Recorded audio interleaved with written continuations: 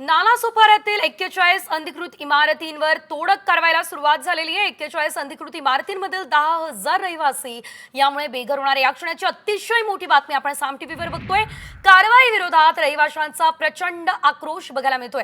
आचोरे या ठिकाणी survey number 22 ते 32 आणि 83 मधील विकास आराखड्यातील आरक्षित भूखंडांवरती बांधण्यात आलेल्या या इमारती आहेत, ज्यांच्यावरती ही तोडक कारवाई सध्या केली जाते आहे। खरं तर न्यायालयानेच या संदर्भातला आदेश दिलेला आहे आणि न्यायालयाच्या आदेशानुसारच या तोडक कारवाईला महानगरपालिकेकडून सुरुवात करण्यात आलेली आहे। कारवाईसाठी महापालिकेची यंत्रणा आणि पोलिसांचा बंदोबस्त हा तैनात असल्याचं बघायला मिळत आहे। मात्र याचा मोठा परिणाम खरं तर नागरिकांवर होणार आहे, कारण अनेक कुटुंब जे आहे ते रस्त्यावर या कारवाईमुळे येणार आहेत।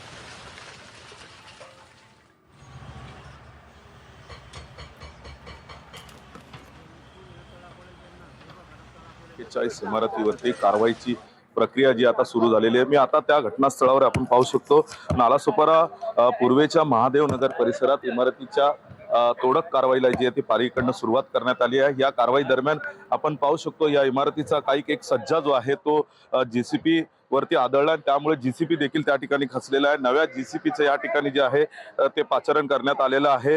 तब्बल न्यायालयाच्या आदेशानंतर 41 इमारतींवरती जे आहे ते कारवाईचे आदेश जे आहेत ते न्यायालयाने दिलेले आहेत। मात्र निवडणुकीच्या आचारसंहिता त्यामुळेच पालिकेने ही कारवाई थांबवली अशी प्राथमिक माहिती समोर आलेली आहे। एका बाजूला वसई विरारची सत्ता बदल देखील पाहायला मिळतो, त्यामुळे कुठेतरी राज्य सरकारने हे ठोस पावले उचलून 41 इमारतींवरती कारवाई करण्याची जी आहे ती सुरुवात करण्यात आलेली आहे। आज दिवसभरात एकूण 8 इमारतींवरती पालिका प्रशासन तसंच पोलीस बंदोबस्तात जी आहे ती कारवाई करण्यात येणार आहे। यामध्ये हजारो नागरिक जे आहेत ते बेघर होणार असल्याची माहिती देखील समोर येत आहे। या ठिकाणी कोणत्याही प्रकारचा अनुचित प्रकार घडू नये त्यामुळे कडेकोट पोलीस बंदोबस्त ठेवण्यात आले आहेत। आपण पाहू शकतो हीच ती जेसीपी आहे, ज्या जेसीबीचा मागचा भाग जो आहे तो पूर्णपणे खचलेला आहे। सुदैवाने या ठिकाणी कोणत्याही प्रकारची जीवितहानी झालेली नाहीये। थोडक्यात जो चालक होता, क्रेन चालक, तो देखील बचावलेला आहे।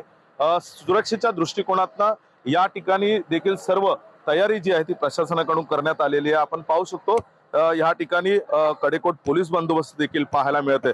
त्यामुळे वसई विरार परिसरामध्ये नालासोपारा परिसरातील 41 इमारतीवरती पालिका आता कारवाई करणार की नाही करणार हे पाहणं देखील तितकंच महत्त्वाचं ठरणार आहे। व्हिडिओ जर्नलिस्ट प्रसाद सह महेंद्र वानखेडे, साम टीव्ही, नालासोपारा। वसई विरार महापालिका अंतर्गत